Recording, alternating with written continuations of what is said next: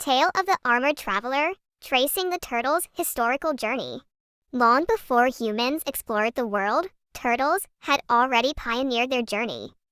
Their evolutionary trail is etched in fossils, taking us back 250 million years, when dinosaurs still ruled.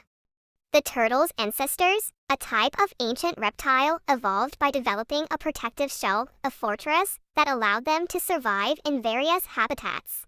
Over time, turtles adapted to diverse environments, exploring land, freshwater, and the vast oceans. From the scorching Galapagos to the frigid Arctic, turtles exist in various shapes and sizes, showcasing remarkable diversity. Before we continue, don't forget to subscribe and like. The turtle's history is intertwined with its relationship with humans. In various cultures, they were revered as deities, carved in art, and utilized as a source of food and raw materials. Stories of turtles in folklore and fables have also adorned human imagination for centuries. However, in the modern era, turtles face various threats.